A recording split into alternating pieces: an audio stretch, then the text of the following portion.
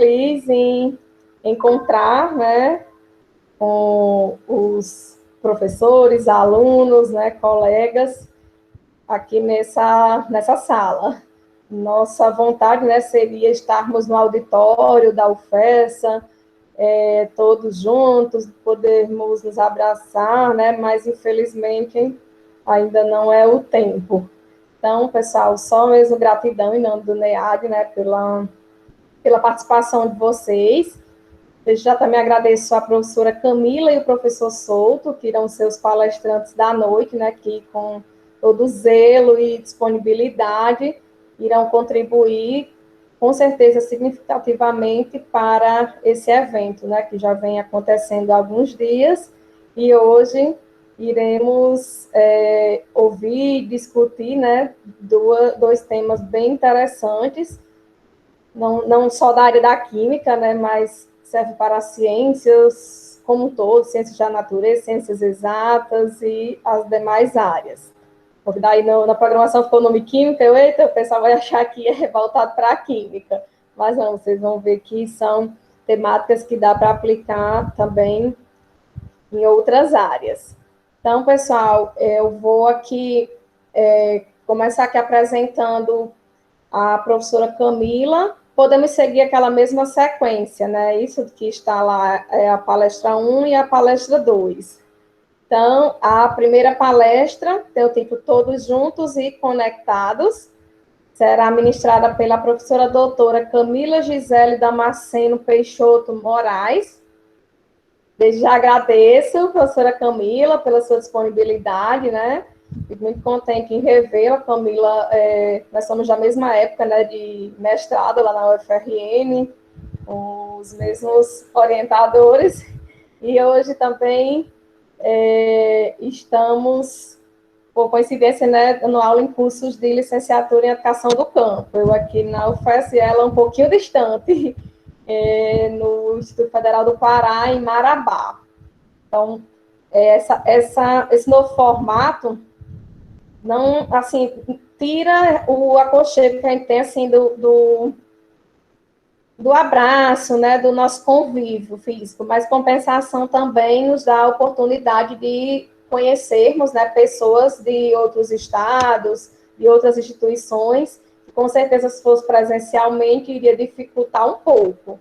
Então, hoje nós iremos ter o prazer, né, de ouvir Camila, uma professora muito comprometida, professora de química, mas também muito comprometida com a educação, né, com a questão do uso das tecnologias para a educação básica e também para o ensino superior, bem como também ela vem discutindo também essa questão da pandemia, né? Então, eu vou só ler aqui a introdução do currículo de Camila, para a gente conhecer um pouco dela. A professora pós-graduação em Tecnologia em Controle Ambiental pelo Instituto Federal do Rio Grande do Norte, pelo IFRN. Também fez graduação em Química pela Universidade Federal do Rio Grande do Norte, mestrado e doutorado em Ciência e Engenharia do Petróleo, também pela UFRN. Atualmente é professora do Instituto Federal de Ciência e Tecnologia do Pará, né, campus Marabá, e tem experiência na área de química, com ênfase em cromatografia gasosa, combustíveis e biocombustíveis, além de atuar na implementação e auditorias de sistemas de gestão de qualidade baseados na ABNT, NBR, ISO, IEC 9001, 17.020 e 17.025. Então, além disso, também, né, a professora Camila atua no curso de licenciatura em Educação do Campo, lá no campus de Marabá. Então, agradeço mais uma vez a professora e os nossos estudantes, né, do NEAD que estão aqui, também estudantes de outras instituições, professores, vêm aqui conosco nessa noite, né, servidores do NEAD. Então, desde já agradecemos e contamos com a colaboração de vocês, vamos discutir, vamos fazer perguntas, tá? Então, professora Camila, fique à vontade para fazer a sua apresentação e desejo, tá, uma excelente noite para todos e todas. Obrigada. Boa noite, gente. Me confirma que vocês estão me ouvindo direitinho, por favor. Tranquilo. Sim, ok. Olha, é com uma grande satisfação que eu estou aqui hoje participando com vocês desse último dia, né, de integração. Foram 3 semanas, se eu não me engano, né, de atividades,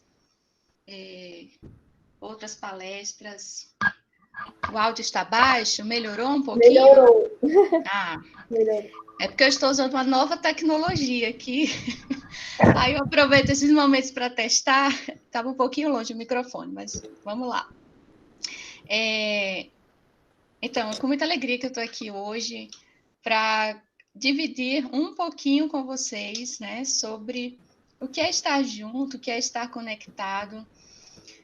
Já tivemos outras palestras que abordaram, de certa forma, essa questão também, né, o foco da pandemia, uma nova mudança, né, que essa pandemia nos trouxe, principalmente para nós professores que estamos acostumados com as aulas presenciais e vocês que têm aula à distância, né, mas tem a questão dos polos também, então tem sempre um impacto, né?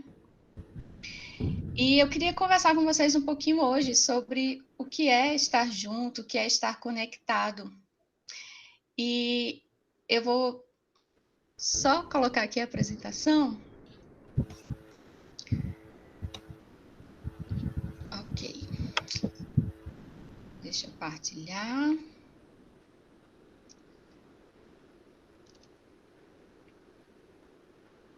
Pronto. Vocês estão vendo aí?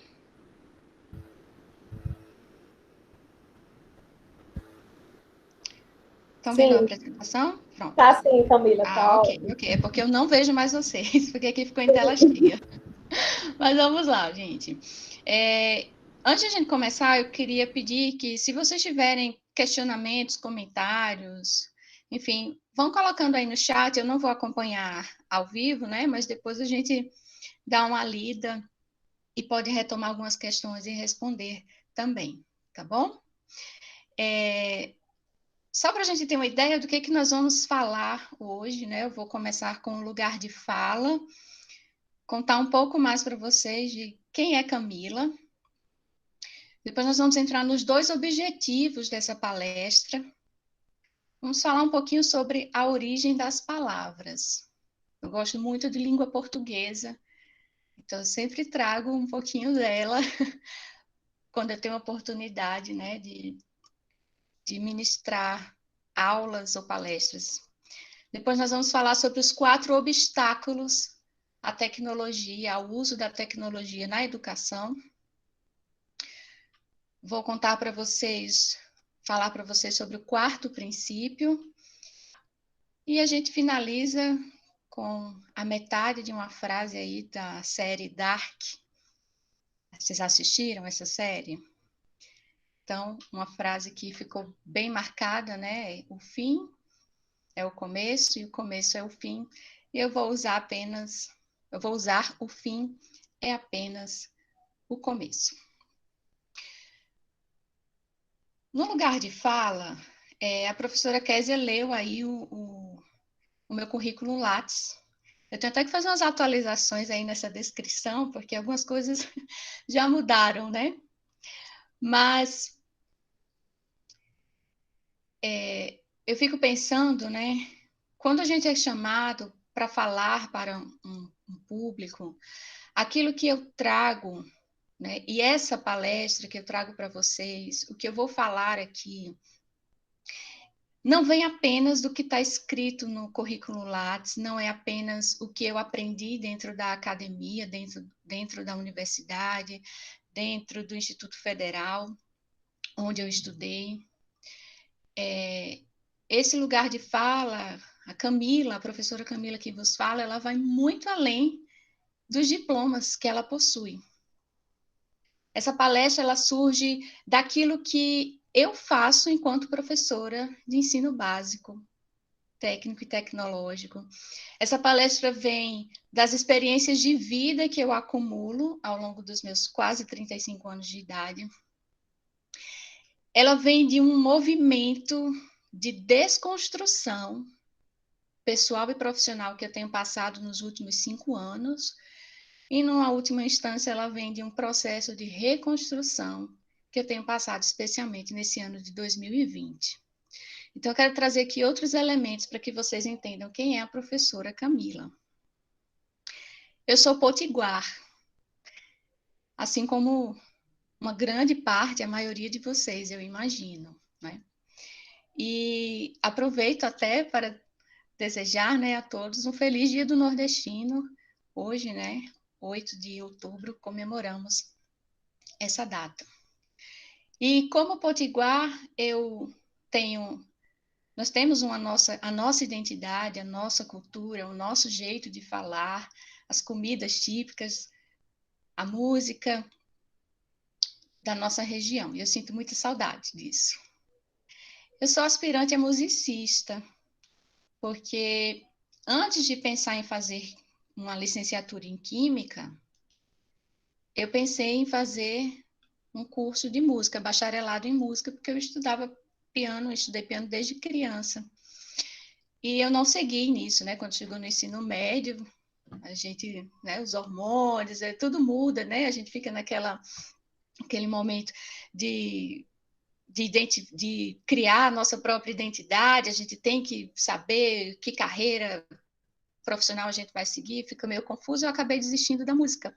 Mas a música, ela me trouxe algo muito importante para que hoje eu possa atuar como professora. A música tratou a minha timidez. Eu era uma criança extremamente tímida.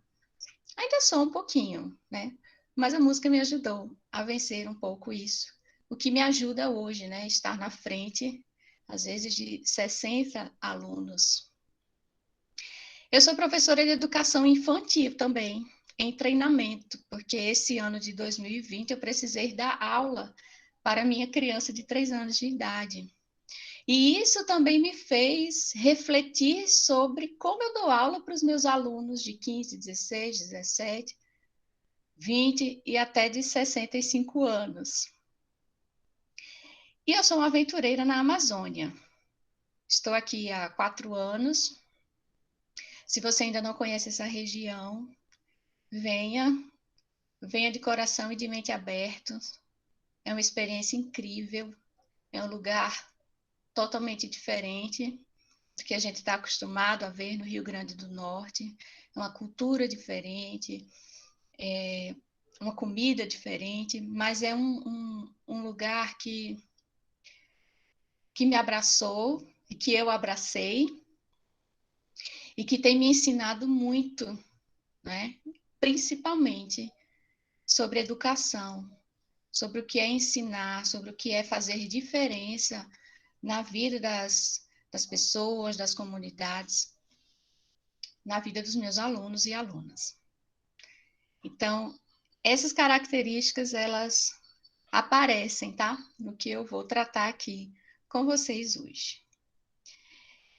Os dois objetivos da nossa palestra, primeiro, é refletir sobre o que é integração, o que é conexão. Quando a gente fala todos juntos e conectados, nós estamos falando de estarmos integrados, de estarmos conectados. Então, o que significa integração e conexão? E eu quero também sugerir, né, algumas ferramentas de integração e conexão para o ensino médio. Eu foquei aqui no ensino médio, pensando que nós estamos lidando aqui com professores e estudantes de cursos de licenciatura que irão também atuar nesse nível de ensino, mas todas as ferramentas que eu vou sugerir aqui, elas podem ser ampliadas, tá? Tanto para quem for para o ensino fundamental, quanto também para o ensino superior. Então, vamos começar falando aí sobre português, sobre etimologia, a origem das palavras. Então, primeiro, vamos pensar o que é integração. Então, no latim, essa palavra integração vem lá do latim integrare, que quer dizer tornar inteiro, fazer um só. Na pedagogia, essa integração ela assume esse conceito de que o aluno integrado, um aluno bem integrado no contexto escolar. Essa ideia de integração ela surgiu lá na década de 70, na Europa, e ela tinha um objetivo, né, que era permitir, né, dar condições, dar possibilidades para que aquelas crianças que tinham algum tipo, né, de deficiência, de atraso, elas pudessem avançar nos estudos estando integradas. Essa ideia ela correu rapidamente, né? Enfim, Europa, Estados Unidos, Canadá. Aqui no Brasil demorou um pouquinho a chegar, né? Foi ali já meados para o fim da década de 80. E veio essa concepção. Isso depois de integração se transformou na inclusão, né? Hoje a gente está aí passando por um debate, né? De uma lei que foi, enfim, que está sendo discutida, meio que retirando, né? Essa ideia de integração. Mas eu queria ampliar aqui, né? Essa discussão da integração, não somente nessa questão da inclusão. Mas vamos pensar no que nós estamos fazendo aqui agora, no que vocês do Núcleo de Educação à Distância da UFESA fizeram ao longo desses dias. Semana de integração. Essa semana de integração, ela não serve somente para a gente se ver, para a gente ouvir, para a gente aprender coisas novas, mas ela existe para trazer unicidade, não unanimidade, não é? Unanimidade, todos tendo o mesmo pensamento, isso nunca vai acontecer e nem deve, né? Mas trazer unicidade para o trabalho que é desenvolvido dentro da universidade. Quando a gente pensa em integração no contexto escolar ou acadêmico, nós temos dois viés, né? A gente tem a aprendizagem, é o aluno bem integrado, ele se dá bem, ele faz bem o seu curso, ele consegue desenvolver, ele consegue atingir as notas, os critérios, enfim, elencados aí pelos seus professores, ele se dá bem. Mas a integração, ela também passa pelos relacionamentos. É o estar integrado, bem integrado, é o me dar bem com os meus colegas, me dar bem com os meus professores, com os diretores, enfim, com toda a gestão, com todas as pessoas que estão ali ao meu redor. Então, quando a gente pensa em integração, a gente pensa em um aluno que está bem integrado, tanto na aprendizagem quanto nos relacionamentos. Quando a gente pensa em conexão, aí vamos voltar lá para a origem dessa palavra, né? Conectar, atar junto, atar um ao outro. Quando a gente fala assim, estar conectado, isso implica que eu estabeleço conexões, mas que eu também preciso estar disponível para estabelecer essas conexões, tá? Embora essa ideia, ela sempre remeta para conexão, tipo de celular, né, de tecnologias, enfim, uma conexão eletrônica, as conexões, elas também precisam acontecer do ponto de vista pessoal, né? Do ponto de vista humano, né? Então, estar conectado, ele passa também não só por você estar online, mas por você estar atento ao que se passa ao seu redor, né? Então, essa conexão, ela é real quando existe o olho no olho. Mas e nos casos em que não tem olho no olho, né? A gente tem passado por isso nesse ano de 2020. A gente não tem mais o olho no olho com todas as pessoas que a gente gostaria. Então, essa conexão, ela vai se traduzir de outra forma, não é? De eu ter plena atenção durante os meus momentos de interação. Na pedagogia, essa questão da conexão, ela passa pela gestão participativa. Então, dentro de um contexto escolar, de um contexto acadêmico, são todas as pontas, são todas as pessoas que precisam ali estar atadas umas às outras, estar juntas. E quando essa conexão, quando essa atenção ao que se passa, ela acontece, você também tem aprendizagem e relacionamentos. Então, vejam que tanto integração quanto conexão, elas passam pela aprendizagem, você ter uma boa aprendizagem e você ter bons relacionamentos. E aí eu queria fazer uma pergunta. Eu não vou ver, mas a professora Kézia vai ler as respostas para mim, tá certo? Vocês vão responder aí no chat a essa pergunta. Onde eu preciso ir para aprender? Se eu quero aprender alguma coisa, eu tenho que ir para onde? Me digam aí.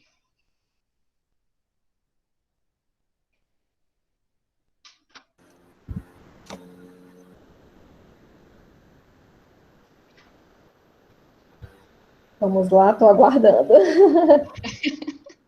Não é prova, gente, não é prova.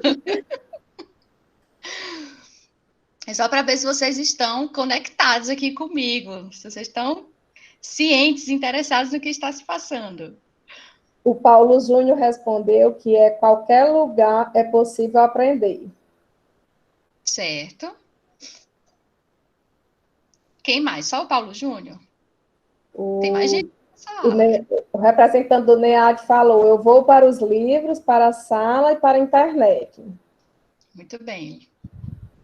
Livro, sala, internet, em qualquer lugar. E aí, Surgiu mais pessoal, algum tem aí? mais? Vamos lá, gente. Estou anotando aqui.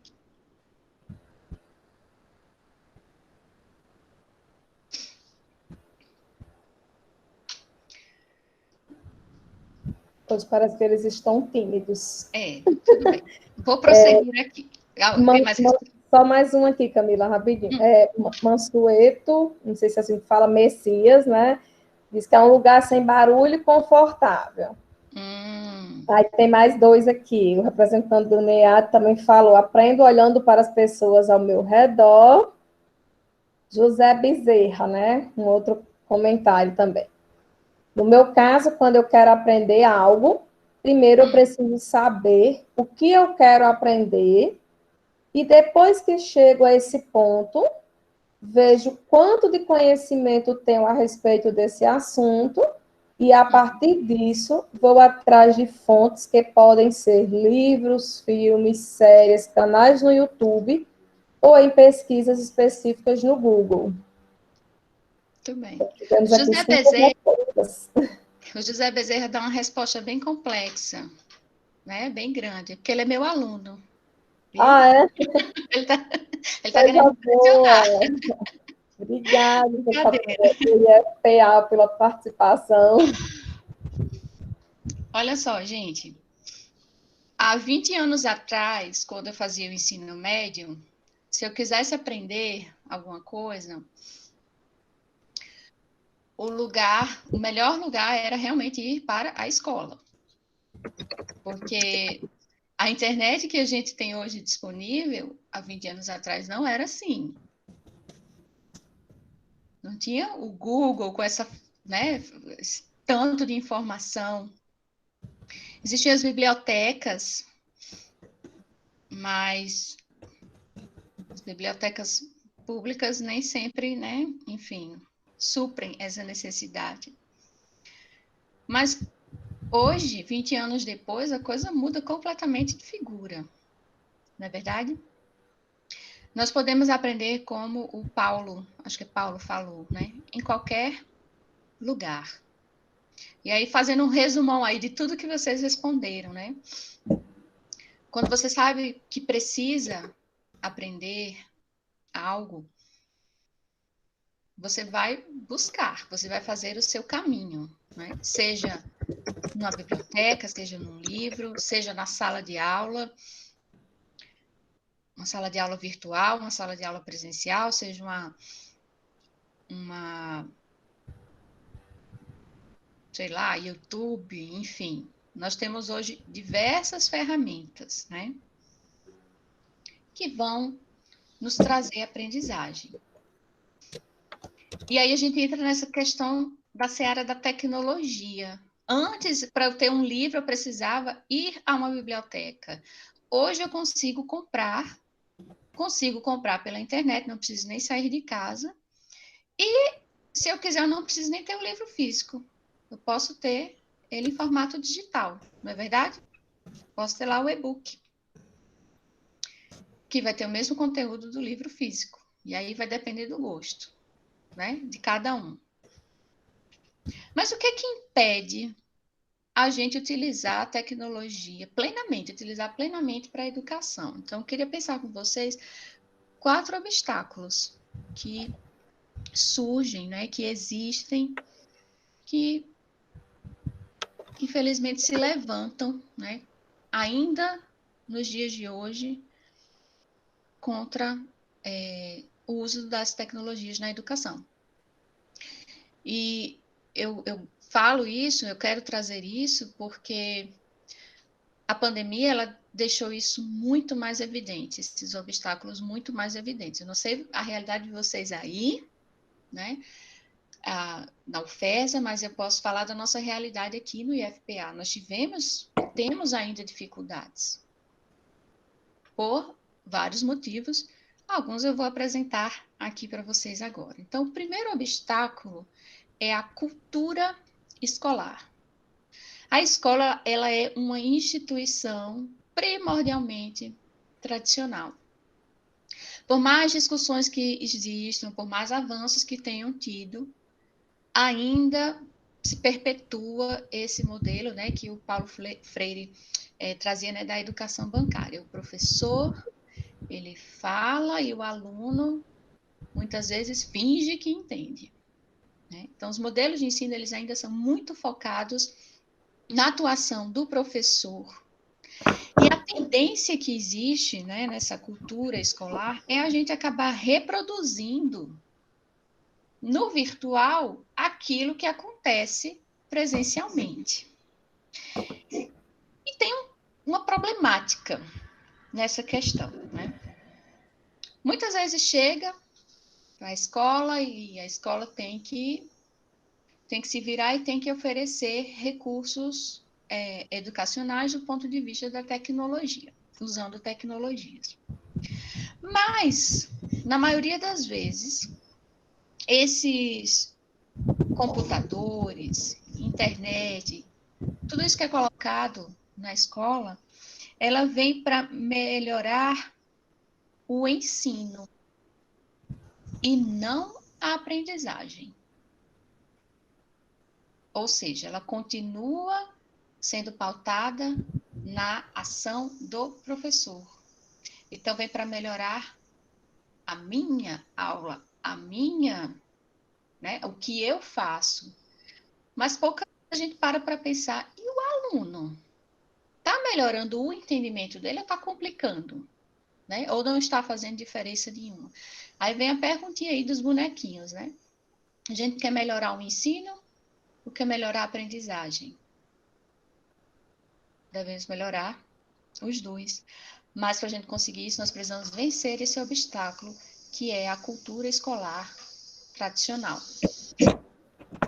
Segundo motivo, segundo obstáculo, é a desmotivação dos educandos. A gente vive hoje numa sociedade muito, como eu posso dizer, com uma facilidade de dispersão muito grande. Quando a gente está lidando com adolescentes, aí é que aumenta mesmo essa dispersão, porque já é típico do ser adolescente. Vocês já foram um dia, então vocês sabem, né, que tem dia que a gente fica pensando, né, na lua, no crush, por aí vai. Então, hoje, na minha época não tinha, né?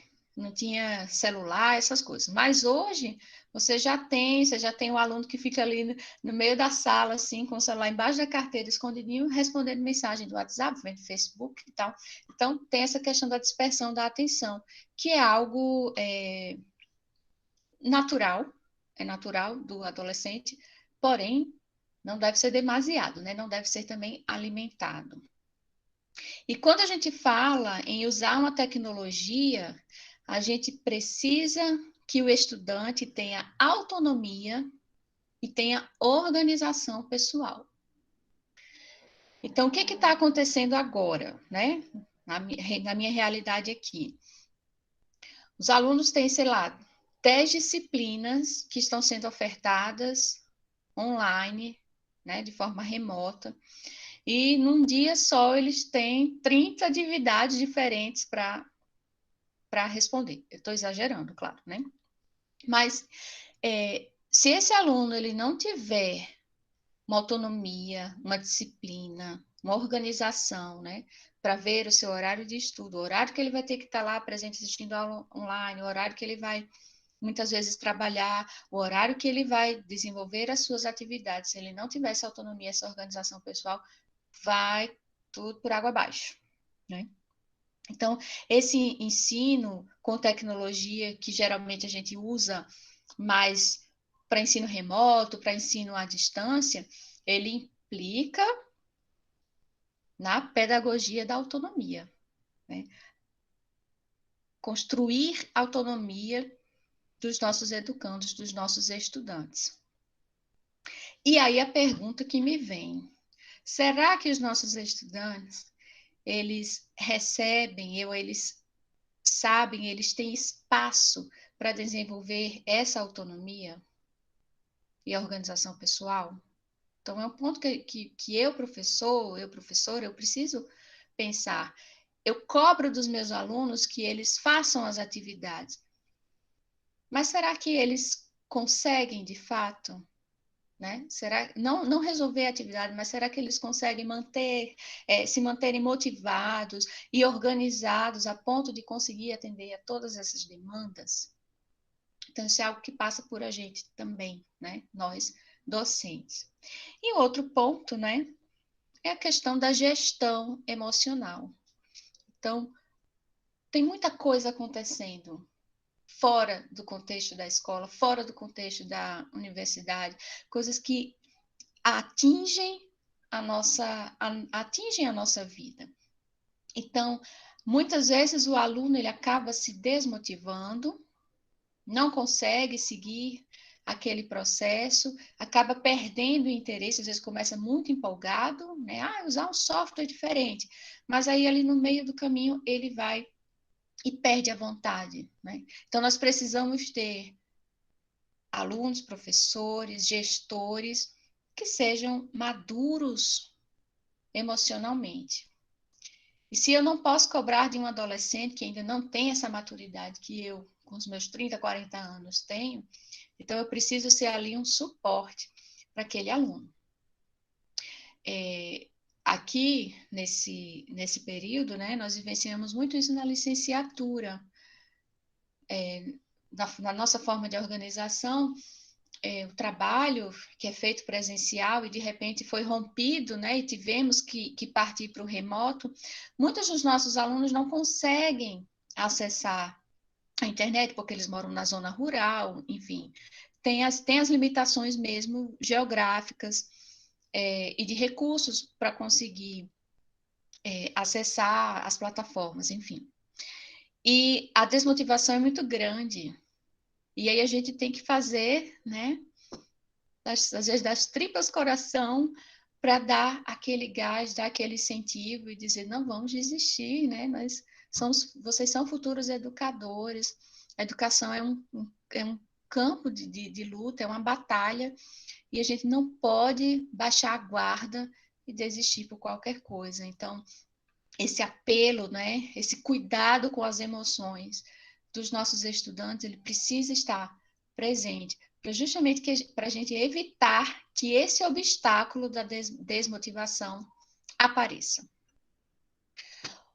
Agora, a gente vem para um outro obstáculo, que é o descompasso dos educadores. Quem é da geração mais nova aí, década de 90, anos 2000, já nasceu, né, já dentro desse movimento tecnológico.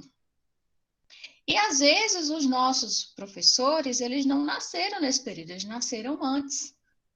Então, eles não acompanharam muito bem esse processo do que é usar um grupo de WhatsApp para tirar dúvidas, por exemplo. Então, eles ficam meio que perdidos, né? E aí vem, por exemplo, essa pandemia. E agora o professor que dava sua aula presencial tem que ir para frente de um computador, para frente de uma câmera, falar com seus alunos e dar a mesma aula, o mesmo conteúdo, né? Então, a escola exige essas mudanças, foi uma mudança muito brusca, mas ela também não deu as condições necessárias. Não deu treinamento, não sentou, né, com esses professores, mesmo sentar à distância, para discutir como eles poderiam fazer, simplesmente, muitas vezes, vem de cima para baixo, passa, né? E isso traz um peso, né? Um peso para o professor, que muitas vezes não sabe. Ele tem consciência de que os seus alunos sabem, mas ele não sabe e ele fica com medo, né? Então, eu tenho medo, eu não estou pronto para assumir aulas virtuais, por exemplo.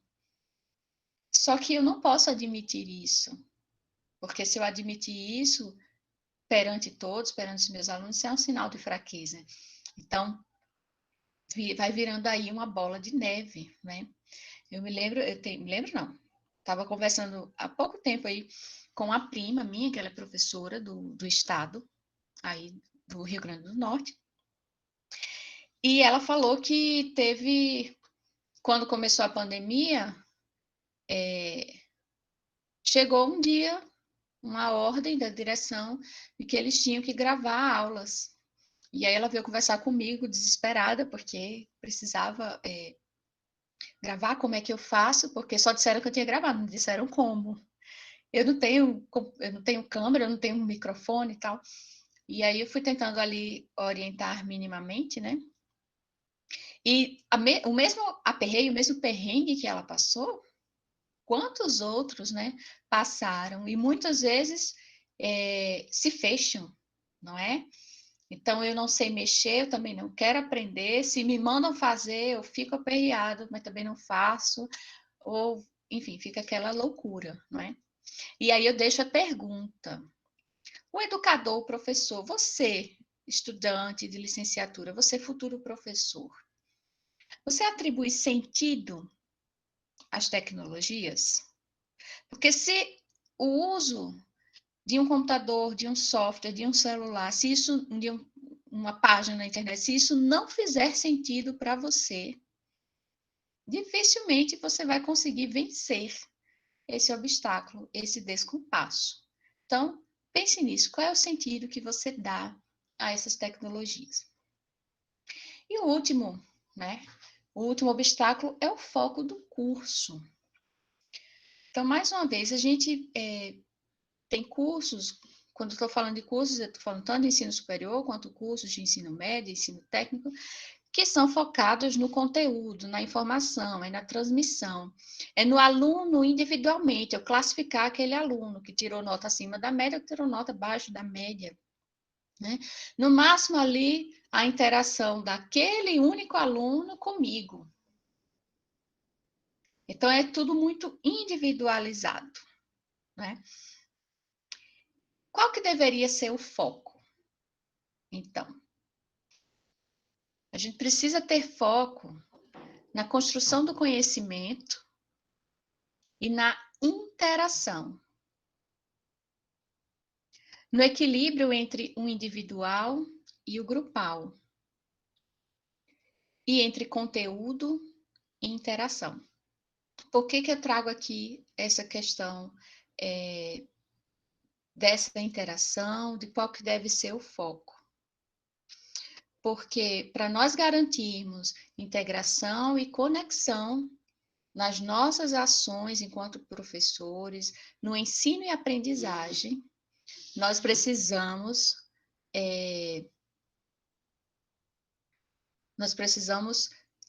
ter essa clareza, essa dimensão para fazer a junção, né? Do individual com o grupal, do conteúdo com a interação, com a realidade do meu aluno, né? Construir juntos, né? Eu botei aqui embaixo um conteúdo em parte preparado, mas também em parte construído. E eu vou dar um exemplo bem real. O José Bezerra, que é meu aluno, está aqui para dar um sim bem grande aí no chat, né? E concordar com o que eu vou dizer. Eu cheguei, primeiro dia de aula, para dar aula, né? Para a turma dele. E nós começamos a conversar, enfim, eu entrei no assunto normal de química que qualquer professor daria.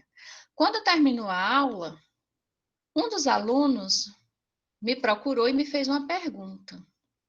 E eu não soube responder a pergunta que ele me fez. Era algo muito específico lá da agroecologia, não sabia. Eu disse, eu vou pesquisar e depois eu trago sua resposta, e trago a resposta. E a partir daquela pesquisa que eu fiz, eu mudei toda a programação do semestre inteiro, né? Então, foi a partir de uma pergunta de um estudante que eu, enquanto professora, não sabia responder, e todo o conteúdo que eu tinha pensado, ele foi, não vou dizer todo não, mas uma grande parte do conteúdo que eu tinha pensado acabou sendo modificado. Porque a mesma dúvida que aquele rapaz tinha, o José que está aqui também tinha. Outros que estavam na sala de aula também tinham. Não tinham verbalizado, mas eles tinham. Quando a gente começa a falar, quando a gente começa a interagir com os nossos estudantes, não só de amizade, de oi, tudo bem, boa tarde, boa noite, mas interagir dentro da sala de aula, trazendo assuntos relevantes, isso muda tudo. Então, a experiência que eu tive com a turma do José foi uma experiência incrível, que eu ainda não tive em outras turmas, porque foi realmente tudo muito moldado com base na nossa interação, na nossa integração e na nossa conexão. Então, esteja aberto, você, professor, futuro professor, professora, esteja aberto, com sua mente aberta também para direcionar o foco das suas aulas, o foco dos conteúdos que você vai apresentar, também juntamente com os seus estudantes. E aí vem uma pergunta, né? Como estabelecer a conexão para alcançar, né, essa integração? Eu gosto de uma frase que diz: não é com base na tecnologia que nasce o aprendizado, mas com uma gestão participativa do processo. Então, a gente pode utilizar a tecnologia? Pode. Deve? Deve. O aprendizado, ele virá a partir de uma gestão participativa. Vocês, alunos, e eu, professora. E aí eu entro no quarto princípio. O que seria esse quarto princípio? É uma... Como eu posso explicar para vocês?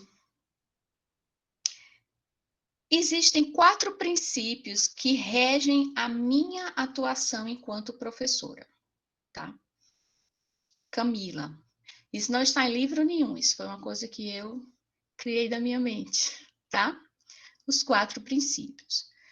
Eu não vou falar sobre os 3 primeiros, vocês vão ter que me convidar para outra palestra para poder vir revelar quais são os 3 primeiros. Eu vou falar somente o último, porque ele tem muito a ver com o tema que nós estamos tratando. E esse quarto princípio que rege a minha atuação docente é: depois da aula, a gente ainda se vê. E esse é um princípio meu particular, que você pode ou não aplicar na sua prática docente. Porque isso vai muito da sua bagagem, da sua visão, como você enxerga a relação entre aluno e professor. E eu gosto de expandir isso para fora da sala de aula, uma vez que eu trabalho com aulas presenciais, né? Então, gosto de expandir. E como que a gente poderia, então, trabalhar, não é, esse quarto princípio e nós continuarmos tendo contato depois da aula? Isso não quer dizer que o aluno vai viver na minha casa, eu vou viver na casa do aluno. Lembre que tudo isso aqui tem relação com a aprendizagem, é relacionamento e aprendizagem. Então, eu separei aqui vou dar aqui duas formas da gente entrar, né, da gente seguir esse quarto princípio. E aí eu quero que a gente primeiro pense, você que é professor, você que é futuro professor, o que é que você faz na internet?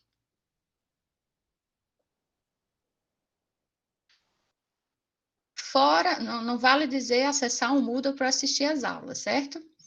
Fora as aulas que você tem online, o que é que você faz na internet? Os professores, eles fazem 3 coisas na internet. Eles acessam suas redes sociais, eles fazem pesquisa no Google,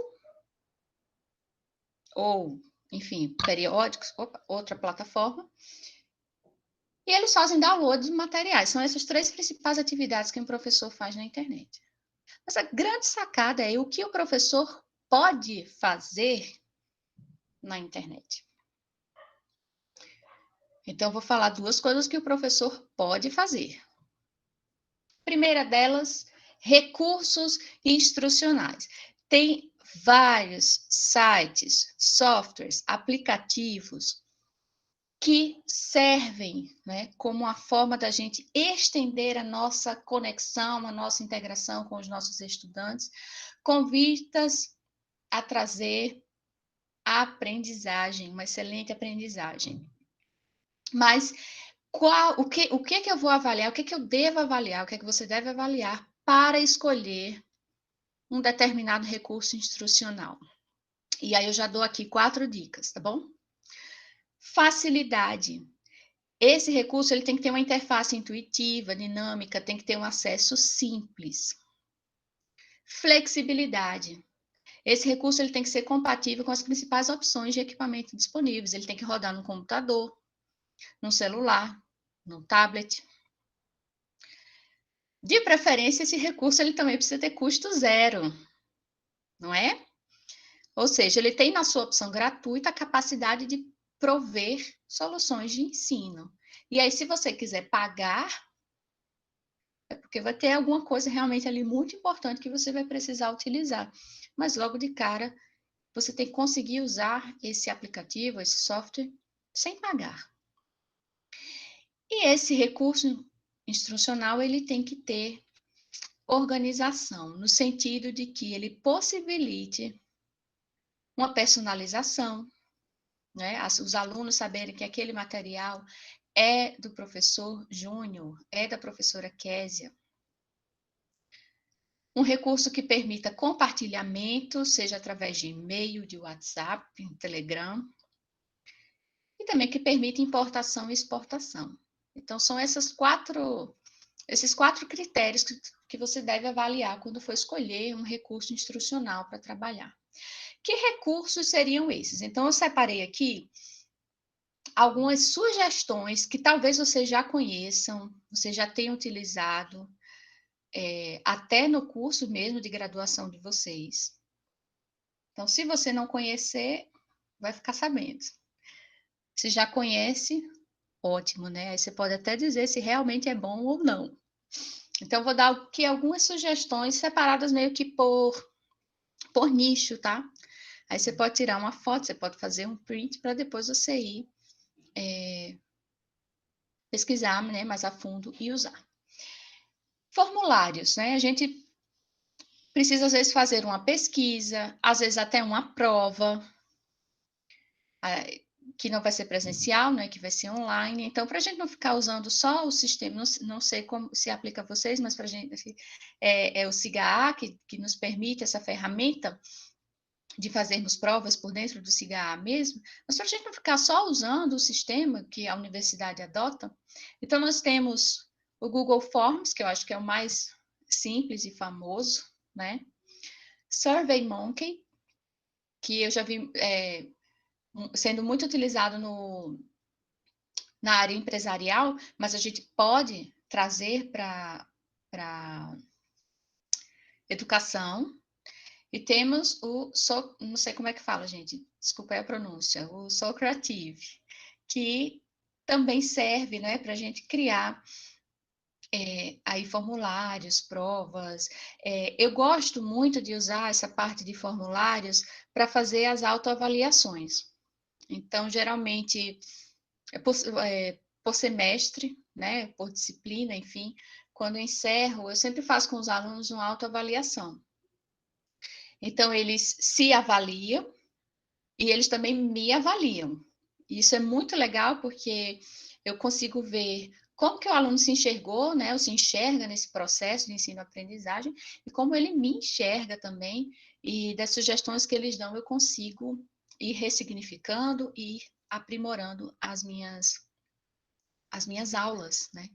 Então, é uma ferramenta, de repente, você usar esses formulários para fazer as autoavaliações. Representação de modelos. Aqui é bem puxado para química, tá, gente? Mas você pode procurar algum que seja aí da sua área, né? Nós temos o BigCam, que é o mais antigo, né? É um software mais antigo, ele é gratuito. Todos aqui que eu estou apresentando, eles têm a versão gratuita. E aí você pode representar moléculas químicas. Se você for igual a professora Camila, que é péssima para desenhar, gente, eu sou um horror em desenho, então é uma alternativa, né? Você vai apresentar para os seus alunos uma molécula lá bem bonitinha, ou você pode pedir para que eles vão lá e façam, né, a ligação do carbono com hidrogênio e tal, e formam ali uma molécula de metano.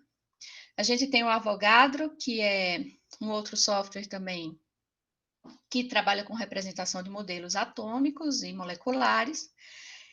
E o mais avançado, que eu digo mais atual, né, é o ChemSketch, que também tem essa mesma proposta.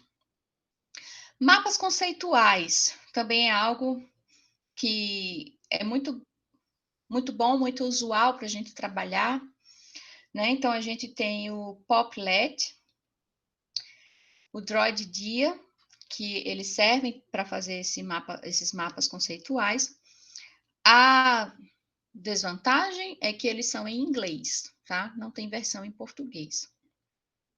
Mas nós temos o Go Conquer, que é esse último aí que eu trago nos mapas conceituais, que ele é em português, ele é um programa muito completo, você consegue fazer não só os mapas mentais, mas trabalhar com flashcards, quizzes, né? Fluxogramas. Então, tem uma gama aí de opções grandes. Apresentações, slides, digamos, você vai acabar gravando uma aula, né, online. Então, para a gente sair do PowerPoint, né, vamos inovar, vamos dar uma cara mais bonitinha aí para quem gosta, quem se preocupa com estética. Então, eu trago aqui três sugestões, que é o Canva for Education. Canva já é bastante utilizado para quem mexe com redes sociais, e eles abriram agora essa parte específica, né, para a educação. A gente tem o Prezi, que cria apresentações, né, slides bem animados, assim, dá um zoom, volta o zoom, fica bem dinâmica essa apresentação. E temos o último, que é o Nearpod, que também só tem em inglês, tá? Esse último, que também dá essas possibilidades de a gente fazer umas apresentações diferentes, né? Bonitas, sair do básico. Jogos e simulações, eu trago aqui duas sugestões. A gente tem o PET, talvez o pessoal da física conheça aí, porque ele é bastante utilizado na física, mas hoje ele já abrange biologia, química e matemática. Ele é em português, tá? Então, você tem simulações e jogos para trabalhar determinados conteúdos. Então, você, professor de química, vai trabalhar balanceamento de reações. Então, existe lá uma simulação que você vai colocando as diferentes quantidades de moléculas até formar o seu produto, né? E ver as quantidades de cada um dos reagentes e dos produtos. E quando você acerta, ele dá um sorrisinho, dá um joinha para você. Então, outros assuntos também, né? Você trabalhar soluções, pessoal da física, né? Que está aí. Simulações de atrito, para você ensinar campo elétrico, o espectro do corpo negro. Então, tem bastante opções. Pessoal da matemática, ensinar frações. Gente, como os alunos têm dificuldade com frações, funções, gráficos, né? Então, você fazer isso através de um jogo, que o aluno pode acessar da casa dele ou no laboratório da escola, né? E você dá um problema ali, eles têm que montar, né? Então, é bem legal o PET. Temos o Educa Play, que também tem essa possibilidade de você criar esses jogos, essas simulações, só que dessa vez você faz o ranking, né? Então, você pode fazer uma disputa na sua sala de aula. Então, o aluno que tiver a maior nota, né, que acertar mais ali as questões, ele ganha um chocolate, sei lá, né? O Educa Play é em inglês, tá? Mas ele existe. E temos aí uma nova modalidade, né, que está ganhando muita força aqui no Brasil, que é o áudio digital, os podcasts. Então, eu trago aqui o Audacity, que é um editor de áudio. Então, você consegue fazer cortes, colocar sons diferentes e tal. E, mais para a parte da química, temos o Almanaque Sonoro de Química, que fica armazenado lá naquele portal do professor do MEC, em multimídia, né? Então, é um jornal mesmo, e esse Almanaque Sonoro de Química ele é bem interessante, porque ele traz, além do áudio, né, como se fosse um jornal, um programa de rádio que você está escutando, ele também traz um guia didático que facilita a sua vida, né, professor, para ver quando vai ensinar, com sugestões de atividades, enfim, de exercícios, é bem legal. E a segunda forma, né, além dos recursos instrucionais, é a gente ter a presença online. Hoje não dá para a gente fugir das redes sociais, né? Então, se você, professor, você já tem o costume de acessar as redes sociais, por que não usar as suas redes sociais para fazer um aprofundamento, né? Uma complementação à sua atividade de sala de aula. Então, eu trouxe aqui só 3 exemplos, né? Facebook, Instagram, WhatsApp são 3 redes bem conhecidas. Acredito que a maioria das pessoas tem. E elas têm, obviamente, conceitos diferentes.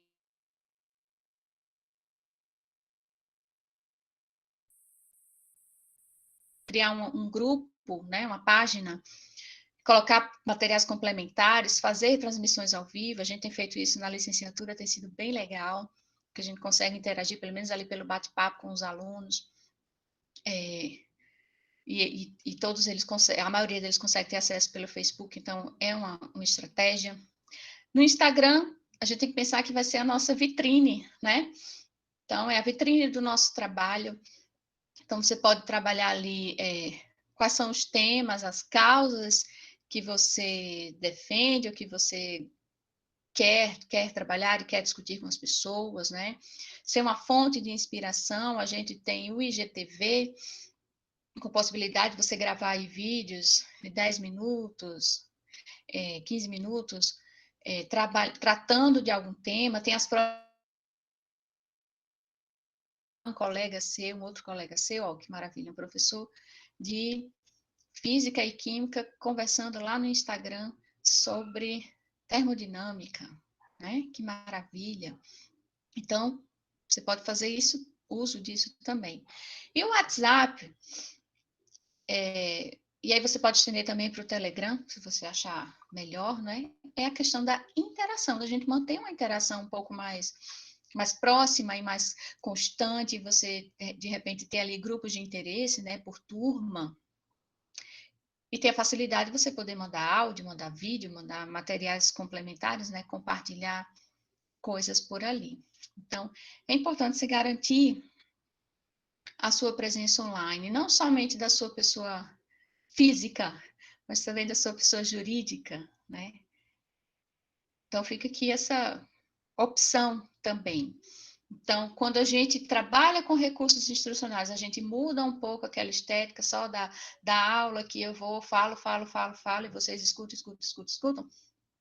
A gente pode trazer coisas diferentes, né? Para dinamizar essa relação e a gente pode estender essa conexão também, né, para as redes sociais. Sei que tem o dilema aí das redes, né? Vocês viram o documentário, mas vamos focar aqui no que é bom, né? Vamos focar aqui na aprendizagem. E aí, vamos fazer a reflexão final. O fim é o começo. E quando eu penso nessa frase, eu fico pensando, hoje é o último dia que vocês estão participando da Semana de Integração. O que mais importa não é o certificado que você vai receber, as horas que você gastou, que você passou, que você investiu assistindo a essas palestras. Não importa a quantidade de coisas que você anotou durante essas conferências. O que importa é o que você vai fazer a partir de agora, com tudo que você ouviu, com tudo que você acumulou nesses dias. A gente está terminando, a gente está chegando ao fim, mas é apenas o começo. É o começo da sua nova jornada, da sua mudança de atitude, né? Então, você, estudante, você vai passar pelo seu curso de graduação ou você vai fazer algo diferente? Você que já é professor, você que já é professora, você vai passar só pelas salas de aula, pelos ambientes virtuais, ou você vai fazer diferente? Então, o que importa é o que você vai fazer a partir de agora, que você ouviu não só a mim, mas tantos outros que vieram antes de mim e que ainda vai ouvir, né, o próximo professor. Então, o fim é o começo da sua nova posição, de vencer os obstáculos, né, que te impedem muitas vezes de utilizar, de pensar nessas estratégias de tecnologia para a educação. Eu deixo aqui 2 sugestões de livros para quem quiser saber mais. A Sociedade em Rede, de Manuel Castells, sociólogo espanhol. Esse livro ele fala dos efeitos, né, da tecnologia no mundo contemporâneo. E o segundo livro é A Educação que Desejamos, Novos Desafios e Como Chegar Lá. Também, na verdade, um filósofo, né, o José Mourão, que é doutor em Ciências da Informação. E ele fala, né, quais são as principais mudanças, né, que as tecnologias trazem para a educação. Então, se você tiver interesse em aprofundar e conhecer um pouco mais sobre esse tema, leia esses 2 livros. Deixo aqui meus contatos, meu e-mail institucional, camila.peixoto@fpa.edu.br. Aproveito para fazer meu merchan aqui também, convidá-los para conhecerem o trabalho que eu desenvolvo nas redes sociais, né? Estou lá no Instagram, Gotas de Química, também no YouTube, Gotas de Química. Então, se você gosta de química, passa lá, se inscreva, dê o like, né? Siga nosso perfil. Se você não gosta, também passe lá para você passar a gostar, tá bom? E, mais uma vez, agradeço o convite da organização da Semana de Integração. Desejo a todos muito sucesso na vida profissional, na vida acadêmica, né? E que a gente possa realmente refletir, pensar, mudar de atitude para nos mantermos, né, juntos e conectados. Obrigada. Nós que agradecemos, professora Camila, né, mais uma vez, a sua disponibilidade no meio dessa correria, né, que nós estamos vivenciando. A Camila tem criança, né, a Catarina, e mesmo assim disponibilizou esse tempo aqui conosco. Uma excelente palestra, né? Camila é uma calma em pessoa, então ela com essa voz dela, né, tão suave, e nos deixa bem à vontade, né, durante a conversa, tranquila, uma conversa leve. Então, muito obrigada, Camila, mais uma vez, pela participação. Eu vou deixar aqui, eu acho que é melhor a gente fazer logo a questão dessa discussão, né, e depois a gente passa para a palestra do professor Souto. Alguém tem Se alguma quiser pergunta? fazer no final também, eu estou à disposição, tá? Certo. Aqui, alguém tem alguma pergunta, algum questionamento? Tiveram alguns comentários, né, durante a sua fala, né, alguns alunos, assim, alunos, né, professores sugerindo o que usam. Acho que você depois vai ter acesso aí, né, Camila, para você dar uma olhada nos comentários. Alguma pergunta? Sim. A Patrícia está perguntando o link para o material da apresentação. Fica disponível no YouTube, né? Eu não sei se a professora Camila também disponibiliza essa apresentação à parte. Disponibilizo sim, eu posso lhe enviar e você encaminha, tá? Pronto, então Não tem eu posso problema não. fazer isso, né? Eu mando e daí eu envio para o NEAD e faz compartilhamento, certo? O José Bezerra, né, seu aluno, isso que é um privilégio, você está vendo aí, né, o comentário dele, privilégio ter a professora Camila como professora em 2 disciplinas, ou ter ela como amiga fora da faculdade, é uma excelente pessoa profissional. Obrigada, José. O José, ele trabalha comigo no Gotas de Química, né? Eu convidei para fazer parte do meu time lá. Que bom, os alunos também impulsionam muito nosso trabalho, né, Sim, sejam com certeza. com elogios, com a própria participação, né, críticas, eu também gosto muito desse feedback. O Paulo Júnior, né, Jamara, parabéns pela palestra. A Jamara diz que segue a professora Camila, ela é ótima, que maravilha. Eu também adoro Legal. isso, Camila, sempre tem alguma novidade. É, que bom, Então, gente. Muito obrigada. tá, então, acho que é isso, né? Qualquer coisa que vocês venham lembrar, pensavam anotando aí, né? Que no final da Isso. noite a gente faz a discussão geral, tá? Então, Ok. tá, Camila, obrigada, até daqui a pouco. Também agradeço, né, os alunos que entraram no decorrer da palestra, né, sejam da UFES ou de outra instituição, também os nossos colegas docentes. Vi também, acho que a professora Lourdes por aqui. Assim, Boa noite, minha linda. Tudo bem com vocês? boa Muito boa noite. a palestra. Parabéns, professora. Obrigada. A Lourdes é nossa colega, né, pedagoga da UFES, também passou muito tempo, né, conosco no NEAD, e sempre está lá nos ajudando, sejam os professores, a gente fica lá chorando na prograde, os alunos também, assim, nosso braço direito na UFES, né, ela com a calma, quando a gente está lá com os PPCs enlouquecendo, Lourdes sempre chega e acalma todos e todas, né? Saudades, Lourdes. Também, querida, muita saudade de todos, né? Tomara que essa pandemia já passe para a gente se reencontrar, se abraçar todo mundo. Tenho muita falta, sinto falta desse contato. Verdade. Obrigada, Lourdes. Então, Camila, tá, fiquei à disposição, né, de vocês para qualquer dúvida, pergunta, problema, tá certo? Então, seguindo aqui na nossas apresentações da noite, agora nós teremos a segunda palestra, que é o seguinte tema: Teatro de Temática Científica para o Ensino de Ciências.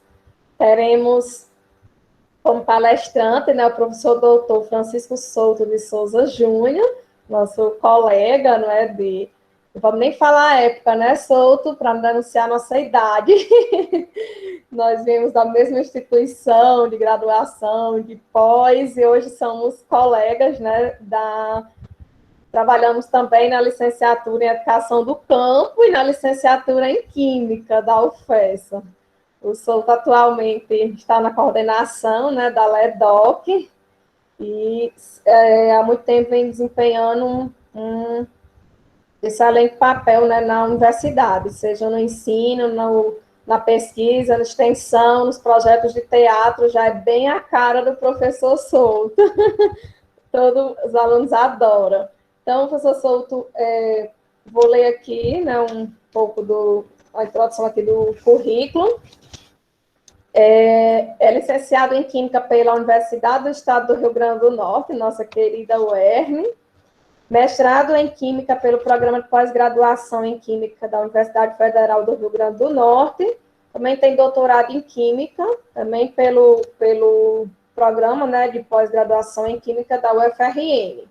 Atualmente é professor adjunto da Universidade Federal Rural do Semiárido, da UFES. Também é docente permanente do Programa de Pós-Graduação Interdisciplinar em Cognição, Tecnologia e Instituições, também na UFES. Atua nas seguintes linhas de pesquisa: atividades lúdicas para o ensino de Química, formação de professores de Química, reuso de água na agricultura e reaproveitamento de resíduos biodegradáveis. Então, o professor Souto aí é bem multi, né? Ele trabalha discute, né, várias temáticas e com certeza trará excelentes contribuições nessa noite. Muito obrigada, professor Souto, né, pela sua disponibilidade também de estar aqui conosco e trazer, assim, seus inúmeros conhecimentos, né, experiências nessa parte do teatro, para essa socialização, né, compartilhar nesse momento. Então, a gente, cada um chama um nome, né? Um chama o Francisco, outro chama o Souto, outro chama o Júnior.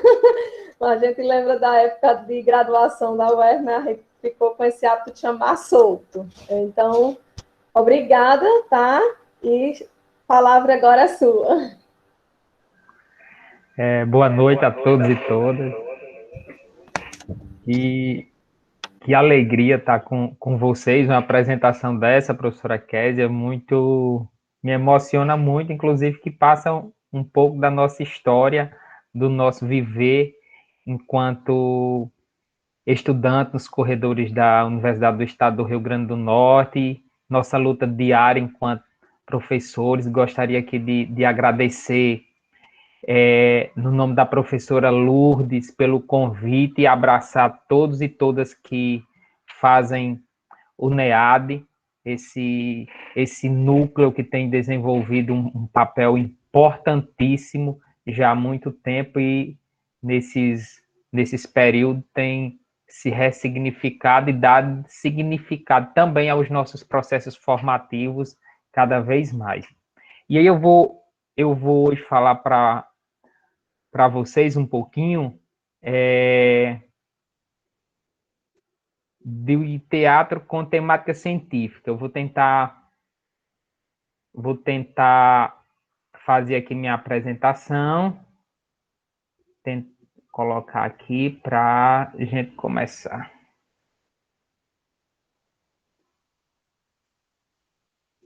Vocês conseguem ver? Sim, tá a tela inteira, Souto, do seu computador. Pronto, agora ficou só o slide mesmo, tá ótimo. Pronto, vamos lá, vamos. Então, eu gosto mesmo de ser chamado, tanto faz Francisco, ou Souto, ou Júnior, então esses nomes vêm muito da proximidade com que as pessoas têm e eu gosto muito de qualquer, que me chamem de qualquer um desses nomes. Então, fiquem à vontade para, quando me encontrar em qualquer canto, pode me chamar de qualquer um, no que se refere ao Francisco, ou Souto, ou Júnior. E aí, o que eu venho trabalhando já desde da graduação, na realidade, começou-se a pensar em teatro científico. No entanto, dentro do decorrer dos processos de discussões, a gente foi evoluindo esse conceito, e hoje nós tomamos como ciência teatro de temática científica, na perspectiva que compreendemos que ele vai alicerçar maior esse objeto que nós estamos trabalhando nos últimos tempos e nos últimos anos. Então, minha fala, eu vou tentar fazer uma fala breve, ela vai correr aí sobre o processo, que é a alfabetização científica, comunicação da ciência, mediação da ciência, para a gente chegar no teatro de temática científica, qual teoria nós temos trabalhado, quais são as estratégias metodológicas que nós temos utilizado, apresentar um pouco dos nossos trabalhos aí nesses decorrer de alguns anos e as nossas considerações finais. Então, quando eu falo de alfabetização científica, veja só, eu pergunto a vocês, o que vocês pensam que seja a alfabetização científica? Será que existe algum teste que a gente possa fazer para identificar que aquela pessoa ela é alfabetizada cientificamente? Então, de certeza, eu já garanto a vocês que esse teste, não existe nenhum teste nessa perspectiva. A gente consegue dizer se uma pessoa é alfabetizada na sua língua materna ou se ela é alfabetizada a partir da matemática. No entanto, quando a gente vem falar da alfabetização científica, para a gente tentar fazer uma leitura de quanto determinada pessoa ou pessoas conhecem do mundo natural, e isso aí é muito mais complexo, que é onde vai se enquadrar aí a questão da alfabetização científica. E aí eu pergunto, quando a gente fala de alfabetização científica, a gente imagina assim, então uma pessoa que é alfabetizada cientificamente, vamos lá trazer um pouco aqui para a química, é aquela pessoa que sabe responder por que quando o leite ferve, ele sobe, e quando a água ferve, ela não sobe. Será que uma pessoa que saiba responder esse questionamento, ela é uma pessoa alfabetizada cientificamente? Ou porque o sabão remove a sujeira das nossas roupas, quando nós colocamos para lavar? Ou mesmo porque existe, quando a gente está trabalhando ou está usando uma água salobra, o sabão não faz espuma? Então, são alguns questionamentos que a gente vai fazendo nessa perspectiva de compreender o que seja essa alfabetização científica. E aí, no cotidiano, não é necessário que a gente compreenda essas explicações. No entanto, a alfabetização científica ela vai se fazer presente e necessária na nossa vida, como exemplo que eu trago nessa charge. A gente vê aí um homem onde tem duas placas que diz água a 9 quilômetros e tem H2O a 50 metros. E aí a gente observa que esse cidadão, ele tem uma leitura, ele conhece a linguagem, vamos assim dizer, materna dele, mas ele não conhece nessa perspectiva essa linguagem química. E aí, isso dificultou para que ele tivesse acesso, nesse momento, a quê? A água. Então, a alfabetização científica, ela vai se fazendo necessária na nossa vida, cotidianamente, de acordo com como a gente vai conhecendo e articulando essa alfabetização. E aí, outra charge que eu trago para vocês compreender um pouco ainda mais sobre a necessidade permanente da alfabetização científica, essa daí, que diz assim: alguém deixou o peixe fora da geladeira e está um cheiro horrível. Aí o Senhor vai e pergunta: quem é o responsável? Aí o moço responde: a mina. E aí a gente tem nessa perspectiva de que quem compreende a substância orgânica, a mina, e quem compreende a mina, a menina. E aí a gente vê nesse processo, e nesse simples exemplo, como a alfabetização científica ela vai interagindo e sendo necessária no nosso dia a dia. Hoje eu recebi pelo meu WhatsApp, não sei se alguém recebeu, uma mensagem que dizia assim: vocês estão sentindo muito calor?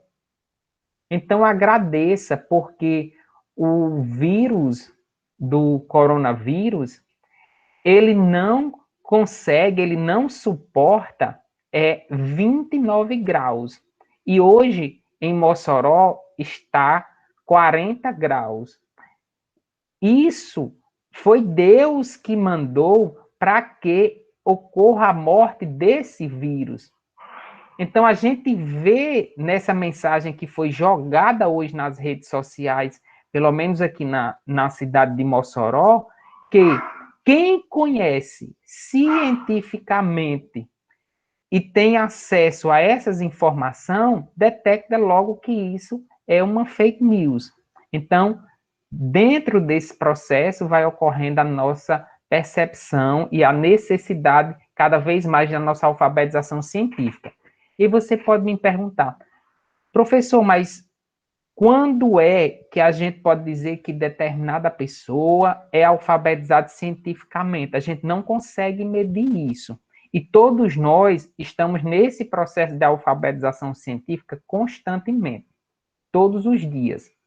Daí a necessidade da gente fazer marketing da nossa ciência, do que nós estamos produzindo, do que nós estamos fazendo, da nossa linguagem científica. É necessário que a gente comece a fazer propaganda disso para que atinja um maior número de pessoas, para que atinja um público significativo. E quando eu falo justamente na questão da alfabetização científica, ela é muito utilizada e necessária, principalmente na divulgação científica. E aqui eu trago a diferença bem rápida entre difusão científica e divulgação científica. Difusão científica, eu estou fazendo isso quando eu vou lá e publico os meus dados das minhas pesquisas num artigo científico, que aquilo é destinado a um determinado público. Só quem vai ter acesso àquilo ali é um determinado público que conhece uma determinada linguagem. Já quando eu estou fazendo divulgação científica, eu estou me referindo e estou produzindo um material, principalmente que ele vai atingir a um público bem maior e a um público que não tem acesso àquela linguagem específica. Então, daí a necessidade da gente compreender e entender como será a abordagem dessa divulgação científica. E aí, quando a gente fala, e onde é que está e como é que vai estar esse processo da divulgação científica? Em todos os espaços, essa divulgação científica pode estar. Hoje está muito presente e muito necessária essa divulgação científica que seja feita nas redes sociais, e quando eu falo nas redes sociais, eu estou me referindo principalmente aí ao Instagram, ao Facebook.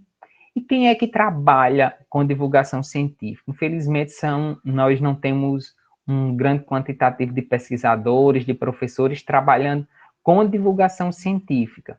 E eu falo isso porque da necessidade da gente ter mais pesquisadores dentro da linha de divulgação científica. E aí é interessante que quem trabalha realmente com divulgação científica é aquela pessoa que se interessa, que olha, que entende e que se aproxima, tem uma aproximação gigantesca da necessidade de levar essa linguagem científica para quem não teve ou quem não tem acesso. E aí eu trago um pouco nessa minha fala de Tom Jobim, que ele diz assim, esse negócio de entender de uma coisa, tem que amar. Quando você ama, isso cria uma capacidade, você se interessa pela coisa e você começa a olhar. Então, quando a gente se dispõe a fazer divulgação científica, é na perspectiva de que as pessoas comecem a olhar para a ciência e comecem a compreender a importância dela e desse diálogo no dia a dia. E de quem é o interesse, quando a gente pensa, de quem é o interesse da ciência? A quem interessa a ciência, a quem interessa a divulgação científica? Eu sempre digo que quando a gente está pensando qualquer atividade de divulgação científica, é interessante a gente levar esses pontos em consideração. O que eu vou trabalhar, a temática que eu vou trabalhar, é de interesse público? É de interesse do público que eu vou apresentar? É de interesse do publicador? É de interesse do pesquisador?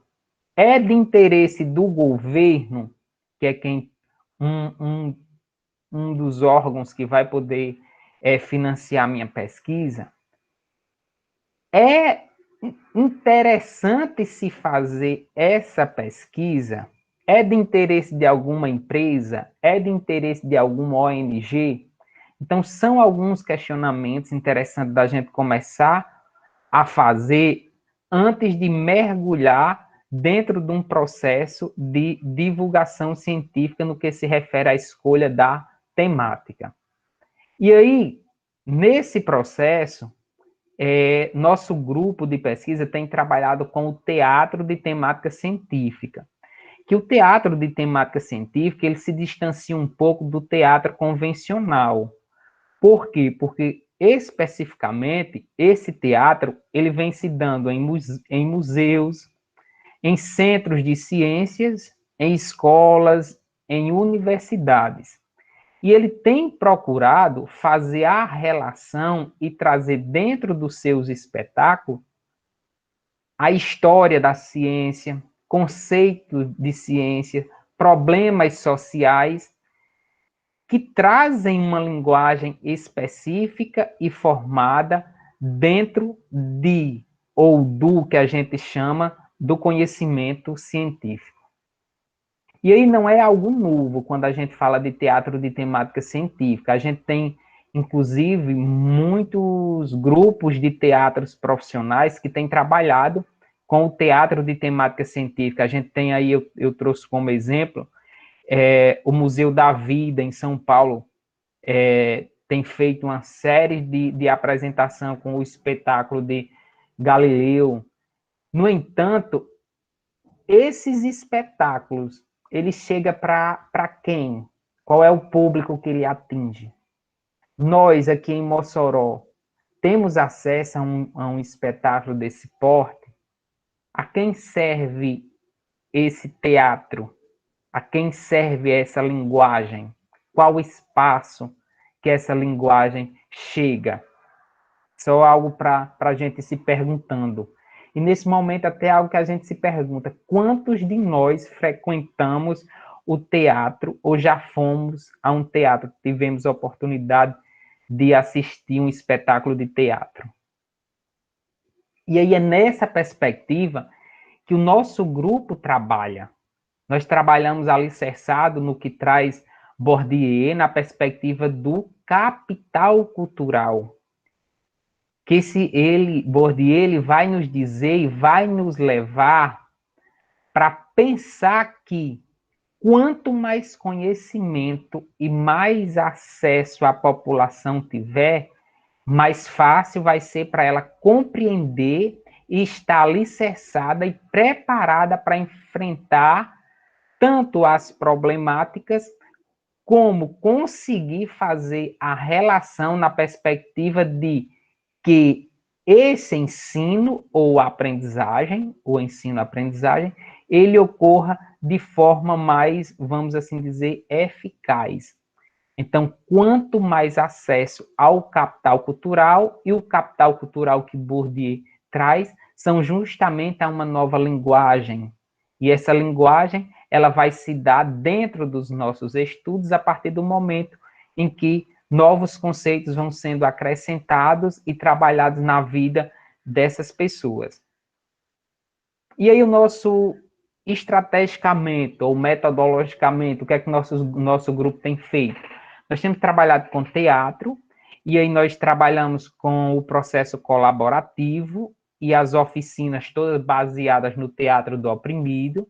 Esse processo colaborativo, ele se dá na forma que nós não temos, dentro do processo é que vai se apresentando os personagens, ou seja, diretor, escritor, o ator principal, tudo isso vai surgindo dentro do processo de construção.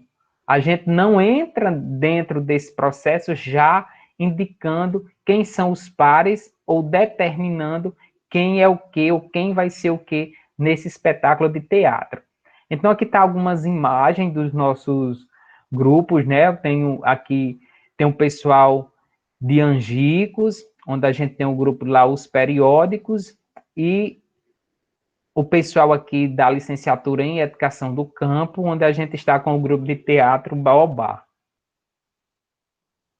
A gente trabalha na perspectiva tanto qualitativa quanto quantitativa. Nós já temos alguns textos de teatro escrito, e nós temos utilizado como instrumento questionário e gravações de áudio, e ultimamente nós temos trabalhado tanto com a análise de conteúdo, como com o Iramutec para compilação dos nossos dados.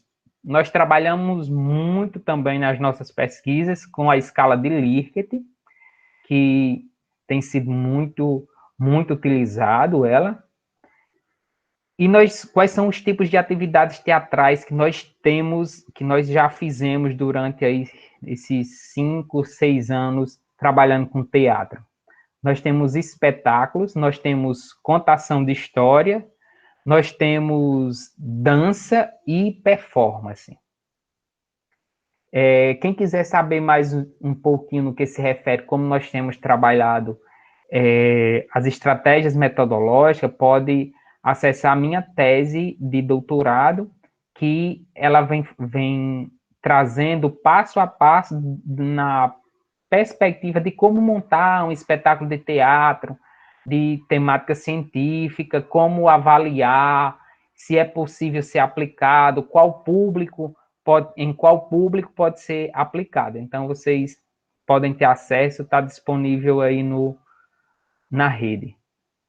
E aí eu vou falar um pouquinho agora do grupo Baobá, que é o grupo especificamente que eu estou coordenando nesse momento. E aí, dentro desse processo, um pouco dos espetáculos que nós já temos construído. Aqui eu trago para vocês uma imagem, na realidade 2 imagens, de um espetáculo que nós fizemos adaptado em Lisbela e o Prisioneiro, que a gente tinha Litbela e o Químico Prisioneiro. Esse na imagem sou eu, onde a gente está aí com o experimento do fogo que não queima. Na realidade, eu estou com o fogo aí na mão, mas não está queimando. Então, a gente trata em alguns espetáculos também de apresentar a experimentação.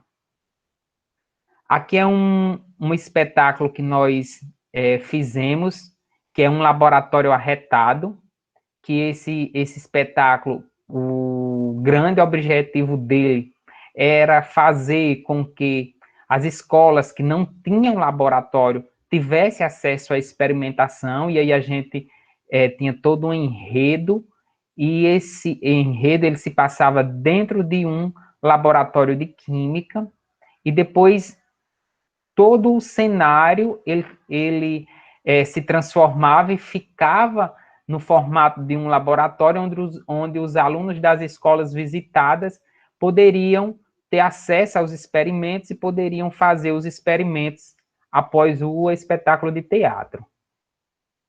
Então, aqui são alguns cursos, alguns encontros que eu fiz. Eu estive na Universidade Federal de São Carlos com o grupo de teatro de lá, onde a gente pôde reorganizar um pouco das nossas estratégias metodológicas, né? Então, aqui eu trago uma imagem que eu acho isso muito marcante. Na realidade, em 2015, o pessoal que trabalha com teatro de temática científica no Brasil, a gente conseguiu, dentro do ENPEC, que é o Encontro Nacional de Pesquisa em Ensino de Ciência, nós aprovamos a primeira mesa temática para se falar sobre teatro de temática científica. E essa mesa foi formada por mim, pelo professor Leonardo Maciel Moreira, da Universidade Federal do Rio de Janeiro, pela professora Karina, da UFSCar, e pelo professor Luiz de Souza, da Universidade do Estado do Rio Grande do Norte. E aqui mais algumas imagens de alguns espetáculos que nós fizemos. Esse espetáculo, especificamente, ele tem o título A Linguagem Química. Na realidade, é um monólogo que ele aborda uma certa quantidade de palavras que levam a conceitos químicos e que muitas vezes nós não já falamos tão corriqueiramente no nosso dia a dia que nós não conseguimos identificar. Então, esse monólogo ele faz a gente refletir um pouco qual palavra está sendo utilizada naquele momento e se é correto utilizar aquela palavra. Esse espetáculo, ele especificamente não é da área da química, nós trabalhamos aí com a matemática, esse espetáculo tinha como título Lampião no País da Matemática, então ele traz a história da matemática, a história da música nesse espetáculo, a importância de compreender e de entender a matemática para se estudar música, que algumas imagens das nossas apresentações, isso foi na UFESA do campus de Angicos. Esse espetáculo também ele foi uma adaptação, a gente leu o livro Dom Quixote e depois fizemos a adaptação para Dom Quixote de la Química. Então, também um dos objetivos foi apresentar a experimentação nesse espetáculo. Aqui nós temos imagem de um monólogo que foi o professor ontem e hoje, que a gente faz um pouco da reflexão, quem era o professor e como esse processo, muitas vezes, de desvalorização desse profissional foi se dando durante esse processo histórico. A gente traz um pouco dessa reflexão nesse espetáculo. Aqui é um espetáculo infantil que nós fizemos, onde a gente trabalhava especificamente com a importância do chá e da utilização dos chás no nosso dia a dia, e trazia um pouco aí para os conceitos de química, e no final a gente travava um diálogo com os pais das crianças e com as crianças que assistiam esse espetáculo. Esse espetáculo é o último espetáculo que nós construímos, que é História e Vida de Paulo Freire, que já foi construído com os nossos alunos da licenciatura em Educação do Campo. Então, pelo momento histórico que nós estamos vivendo, pelo um grande ataque que nós estamos vivendo a Paulo Freire, então, enquanto grupo, enquanto trabalhando com divulgação científica, nós sentimos a necessidade de apresentar à sociedade quem realmente é Paulo Freire, o que ele fez e qual a importância dele para a educação brasileira. Então, a gente traz um pouco dessa história e vida de Freire. E aqui é um material que a gente sempre procura fazer. Esse é o material que foi produzido de Lampião no País da Matemática. Então, a gente faz, do enredo do espetáculo, nós construímos uma cartilha com todo o enredo, com toda a linguagem, e a gente disponibiliza, após a apresentação, para as escolas em que a apresentação foi realizada. Então, todo esse material foi financiado aí pelo um projeto que a gente tem do CNPq, para que ocorresse essa distribuição. Aqui nós temos hoje um único evento no Brasil, que é o Ciência em Cena, que ele reúne todos os grupos de teatro científico, né? Então, é um evento que ele sempre busca andar aí de sul a nordeste, os 4 cantos do país. Então, está previsto para ser realizado o próximo ano aqui em Mossoró. Então, nós vamos sediar esse evento, onde reúne todos os grupos de teatro de temática científica. Esse aqui é o último artigo que nós publicamos agora em 2020, né, que tem como o título do teatro, o título do artigo é Teatro de Temática Científica aliada à experimentação, estimulando a aprendizagem de conceitos químicos. Então, a gente traz um pouco dos resultados do que nós estamos trabalhando aí. Foi publicado agora em 2020, esse artigo. Aqui é o projeto que a gente tem ainda, que nós aprovamos em 2018, Universal, e nós temos trabalhado com esse recurso ainda. E aí, para finalizar, eu deixo aqui para vocês a necessidade de compreendermos o teatro na perspectiva de que é necessário se estudar sobre o teatro para que não passe a ideia de que é fácil se trabalhar com teatro. Na realidade, trabalhar com teatro de temática científica é necessário muito estudo, muita responsabilidade. Então, eu até coloco aí no final que a gente deve entender o teatro na perspectiva de que ele não se torne uma linda e terrível casa de doces, como na história de João e Maria. Então, eu espero que tenha deixado pelo menos aí uma luz e uma esperança na perspectiva de que alguém tem interesse de se trabalhar e de trabalhar com teatro de temática científica. Então, deixo aí meu contato e agradeço mais uma vez pelo convite e estou à disposição. Muito obrigado. Em nome da equipe do NEAD, né, nós que agradecemos a disponibilidade do professor Souto, com essa brilhante apresentação, né, eu já assisti várias apresentações e realmente é muito bacana.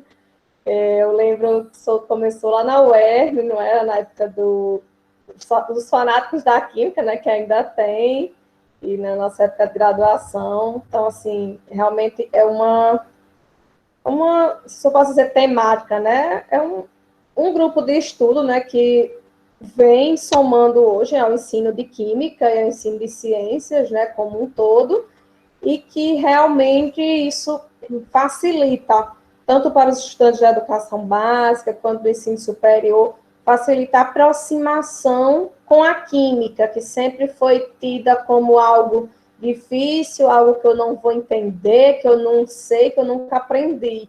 E com essa forma lúdica, né, interativa, a gente consegue atrair os estudantes, as crianças, né, em si, para essa parte científica, né? Acho que aqui no Brasil a gente tem uma dificuldade que é, assim, a inserção no mundo científico vem de maneira tardia, né? É muito tarde, quando os alunos têm contato com a metodologia científica, né, com próprios conceitos básicos de ciência. Então, a gente vê em outros países que isso se faz desde a infância. Então, é totalmente diferente, né? E a gente fica muito satisfeito quando vê um grupo desse, né, de esses grupos, na verdade, que o professor Souto coordena mais de um, esses grupos de divulgação científica, vão aí em várias cidades, vários estados, em escolas, instituições. Então, parabéns, professor Souto, né, pelo trabalho e pela preocupação que sempre teve, né, com o ensino de química. Então, abrir aqui, né, a oportunidade para algum comentário, pergunta, né, dúvida. Isso é um tema que desperta muita curiosidade nos alunos. De vez em quando eles me perguntam, eu falo, gente, eu não entendo nada. E eu sempre indico o professor Souto, né? Porque ele tem realmente habilidade com isso, é bem a cara dele. Então, aqui, muitos elogios, né, tanto para a professora Camila quanto para o professor Souto, das palestras que foram excelentes. E deixo aberto aqui para perguntas, comentários, elogios.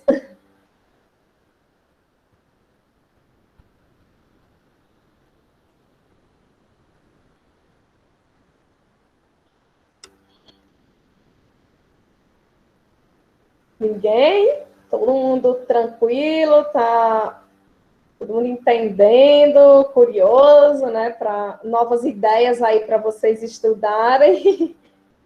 Então, só que o NEAD, né, falando, agradecer pelas palestras tão ricas. Então, pelo que eu vejo aqui, não tem nenhuma pergunta. Então, de forma geral, alguém quer fazer algum comentário, pessoal, assim, em relação às duas palestras?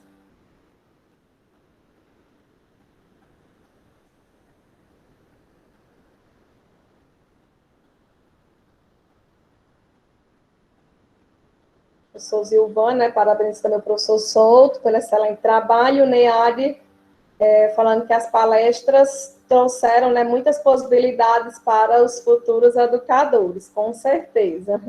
E Paulo Júnior falando que foram ótimas. Realmente foi uma noite muito bacana, uma noite com discussões, né, em diferentes perspectivas, mas que a gente pode passar a refletir, né, um pouco mais, nós como profissionais de educação, os alunos, né, aqui da UFES e de outras instituições, professores também, e, assim, nós que vivemos, né, nesse meio, agora estamos nos readequando e sabemos como é difícil, como tem sido difícil desenvolver essa tarefa do ensinar, da docência. Então, eu, assim, particularmente, consegui pegar vários tópicos hoje, né, que irão me trazer, no caso, uma reflexão, né, do que eu posso fazer durante essas aulas, ou então, durante a minha vida profissional como um todo, né, quando voltarem, se Deus quiser, as aulas presenciais. Então, acredito que as duas palestras contribuíram demais para essa semana de integração, né, dos estudantes do NEAD. E venho aqui, mais uma vez, agradecer à professora Camila, né, lá do Campus Marabá, do IFPA, e o professor Souto, aqui da LEDOC, e da licenciatura em Química da UFES. Agradeço pelo tempo, né, de vocês, no meio dessa turbulência que nós estamos, de preparar a aula remota, né, muita atividade, a orientação e atividades mesmo do âmbito pessoal.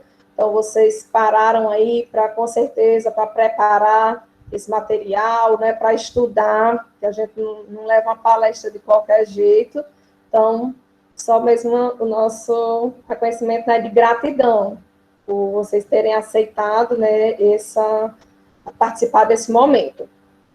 Então, agradeço aí a professora Lourdes, né, que esteve conosco, o professor Zilvan, que é o nosso coordenador do curso de licenciatura em Química, na modalidade à distância, bem a toda a equipe do NEAD, né, e a vocês, alunos, professores, que estiveram conosco nessa noite, o nosso muito obrigado, tá? Então, acho que a gente pode encerrar por hoje, e Lourdes quer fazer o fechamento? Kézia, você já fechou muito bem, minha amiga. Né? Só agradecer mesmo, dizer que foi tudo muito bom. Né? Todas as palestras, esses 4 momentos que fizemos foi muito interessante, cada um da sua forma, com a cara das pessoas que os fizeram. Foi muito prazeroso participar, assistir, né? O trabalho de cada um de vocês. E agradecer os alunos, agradecer a Souto, dizer que ele está sempre no nosso coração, a professora Camila, a todos os outros integrantes dos polos, eu estou vendo aqui Dori Edson, todos os outros que estão por aqui, dizer que foi muito bom o trabalho e agradecer, mas você já fez esse encerramento de forma muito linda, como sempre. Fala da paciência das pessoas, mas essa sua fala, tão tranquila, tão calma, né, nos dá uma paz, um momento muito gostoso. Obrigada, gente. Um abraço. Souto, meu lindo, beijo. Professora Camila, foi um prazer conhecê-la, poder apreciar essa sua tranquilidade, essa sua fala tão cheia de sabedoria. Abração, Lulu, bem forte. Outra, amor. Então, obrigada, Lourdes. Tem tentado, né, manter a calma e a paciência nesse momento tão difícil, né? Mas estamos aqui. Então, pessoal, desejo uma boa noite a todos e a todas. Obrigada aos professores, todos os participantes, né? A gente encerra aqui esse ciclo. E lembrando que esse vai ficar gravado, né, no YouTube do NEA. Depois alguém tem alguma dúvida, né, pode ir lá acessar e assistir novamente, tá certo? Então, um abraço, pessoal, saudades e tudo de bom, saúde, né, para todos nós. Boa noite, tchau, até mais.